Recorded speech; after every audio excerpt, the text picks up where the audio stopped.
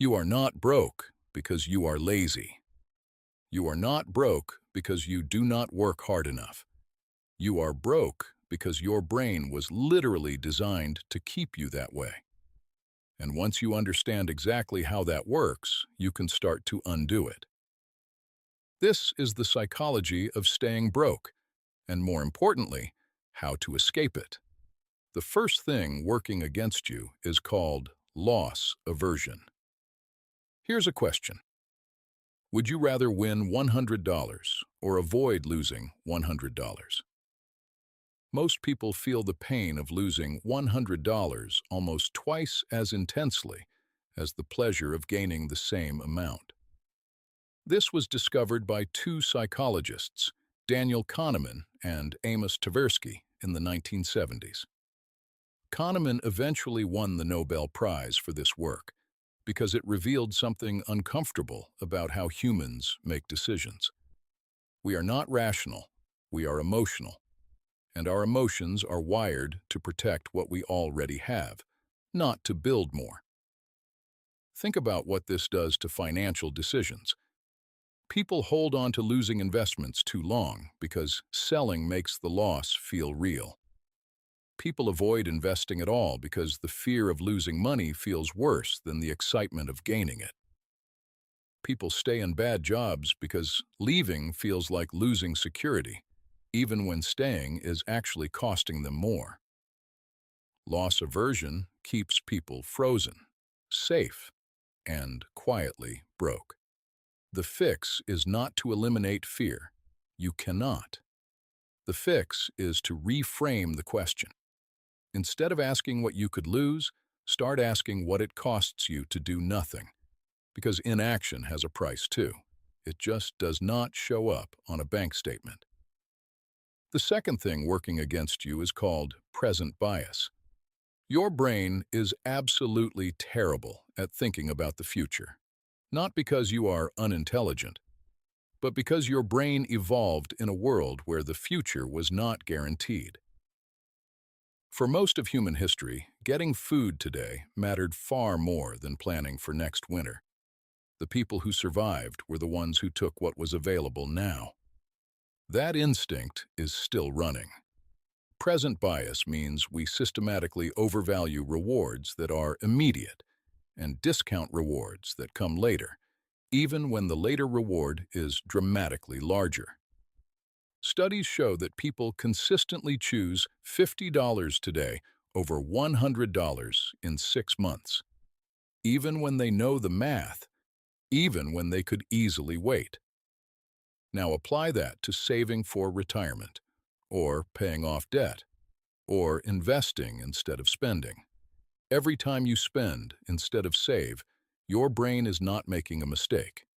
It is doing exactly what it was built to do. Prioritizing now over later.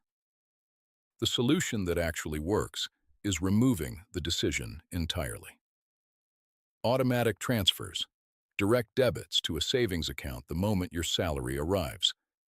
Pay yourself first, before your brain even gets involved.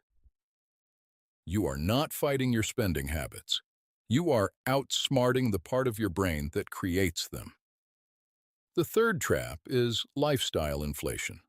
You get a raise, you feel good, and then 6 months later, you have exactly the same amount left at the end of the month as before.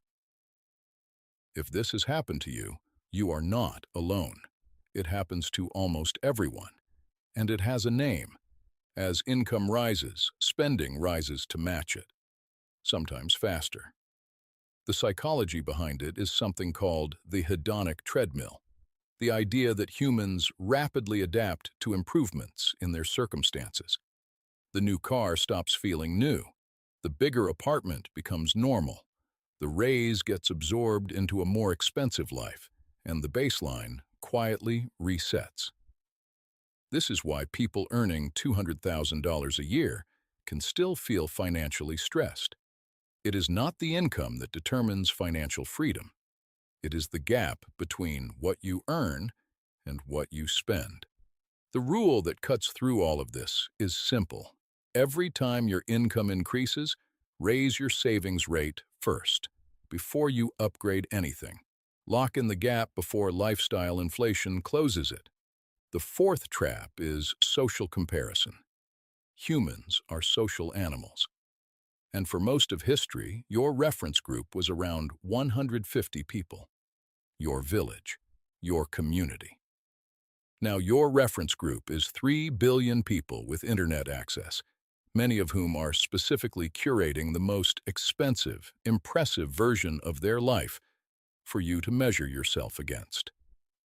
Studies consistently show that the single biggest driver of consumer spending is not need. It is social comparison. Keeping up, not falling behind. People buy cars to signal status, clothes to signal taste, holidays to signal that their life is worth looking at. None of this makes you a bad person. It makes you human, but it does make you poor. The people who accumulate real wealth tend to share one trait. They stopped competing for status with people outside their goals. They started measuring themselves against who they were last year, not against who someone else appears to be today. Your brain was built for survival, not for wealth.